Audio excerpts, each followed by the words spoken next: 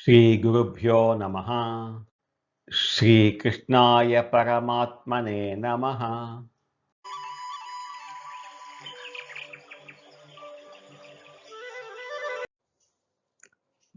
భగవద్గీత శ్రద్ధాత్రయ విభాగ యోగంలో ఈరోజు మనం 6, 7 శ్లోకాలను తెలుసుకుందాం.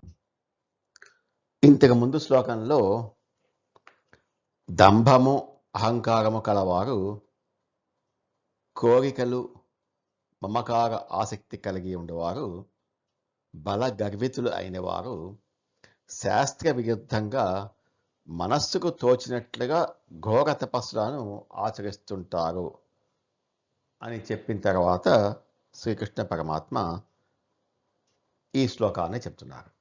6వ శ్లోకం. కర్షయంతః శరీరస్థం భూతగ్రామమచేతసః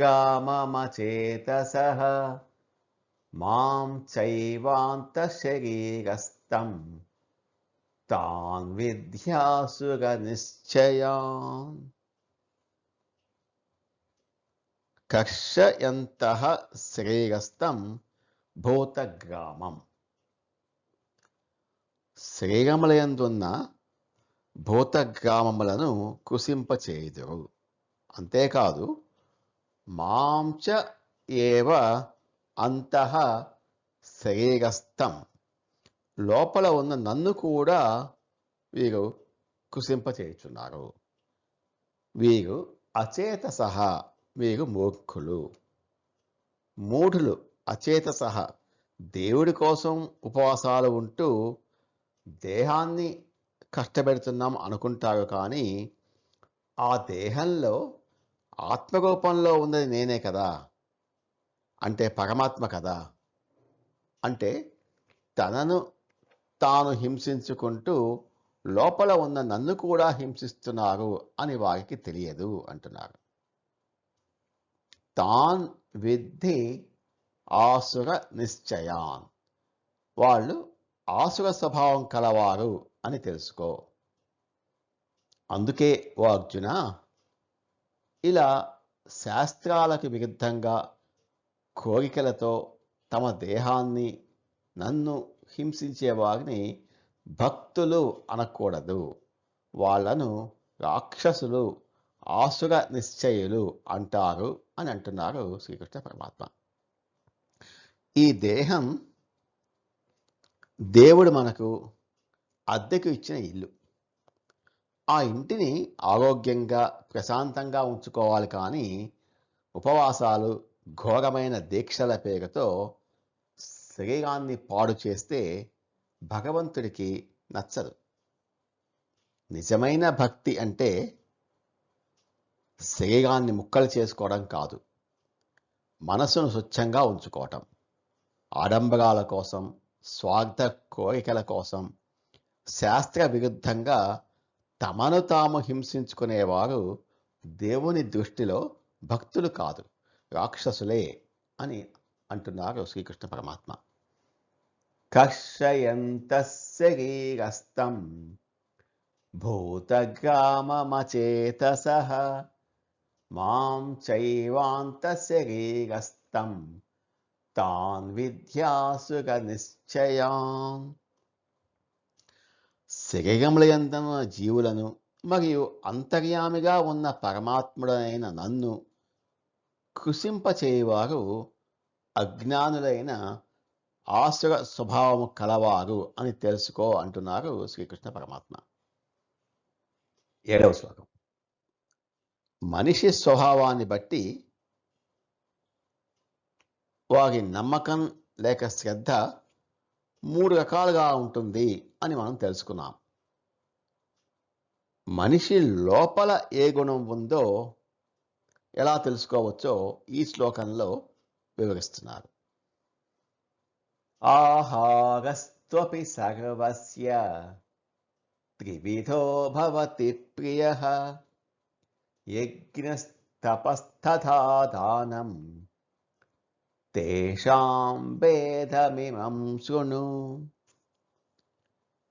మన దైనందిన జీవితంలో చేసే పనులను బట్టి మన లోపల ఏ గుణం ఉందో తెలుసుకోవచ్చు అంటున్నారు శ్రీకృష్ణ పరమాత్మ.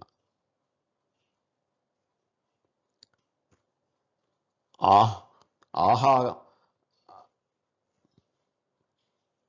పరమాత్మ ఒక మనిషి వ్యక్తిత్వాన్ని అంచనా వేయటానికి ఉదయం నిద్రలేచింది మొదలు రాత్రి పడుకునే వరకు మనిషి చేసే 4 ముఖ్యమైన పనులను ఎంచుకున్నాడు.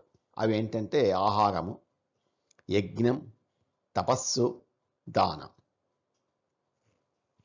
ఆహారస్త్వపి త్రివిధో ఆహారః తు అపి సర్వస్య త్రివిధః భవతి ప్రియః. ప్రతి వ్యక్తికి వారి వారి స్వభావమును అనుసరించి ఆహారం కూడా 3 విధాలుగా ప్రియంగా ఉంటుంది. మనం తిండే తిండి కేవలం మన కడుపును మాత్రమే నింపదు, అది మన మనసును, బుద్ధిని కూడా శాసిస్తుంది. అందుకే అంటారు, you are what you eat. సాత్వికులకు ఇష్టమైన ఫుడ్ ఒకలా ఉంటే తామసికులకు ఇష్టమైన ఫుడ్ ఇంకోలా ఉంటుంది.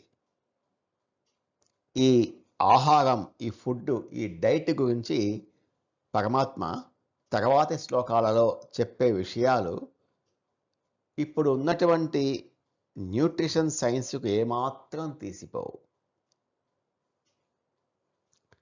యజ్ఞః తపః తథా దానం. అలాగే యజ్ఞము, తపస్సు, దానము ఇవి కూడా 3 విధాలుగా ఉంటాయి. ఒక వ్యక్తి గుడికి వెళ్ళి పూజ, తనను తాను కంట్రోల్ చేసుకునే తపస్సు, పక్కవాడికి చేసే దానము, ఇవన్నీ చూడటానికి మంచి పనుల్లాగా అనిపిస్తాయి. కానీ ఆ పనులు చేసే ఉద్దేశ్యాన్ని బట్టి అవి కూడా సాత్విక, రాజసిక, తామసిక అని 3 రకాలుగా విడిపోతాయి. తేషాం భేదం ఇమం శృణు. వాటి యొక్క భేదాలను వేరువేరుగా చెప్తాను, వినుము అంటున్నారు.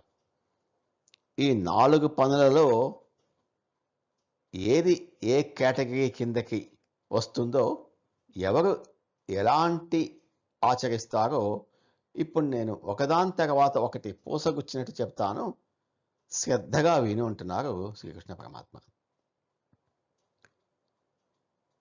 మన ఆత్మకు ఏ స్వభావం అంటుకుందో, సాత్వికమా, రాజసికమా, తామసికమా అని తెలుసుకోవటానికి సాక్షాత్తు ఆ భగవంతుడు నిర్దేశించిన ల్యాబ్ టెస్టులే ఈ ఆహారము, పూజ, తపస్సు మరియు దానం.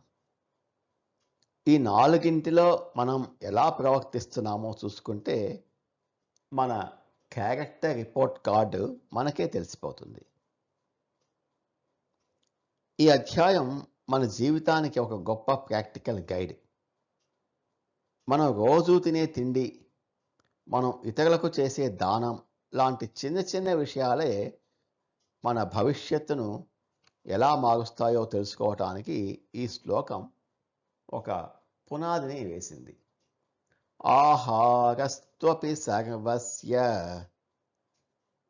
త్రివిధో భవతి ప్రియః యజ్ఞస్తప తథా దానం తేషాం భేదమిమం శృణు.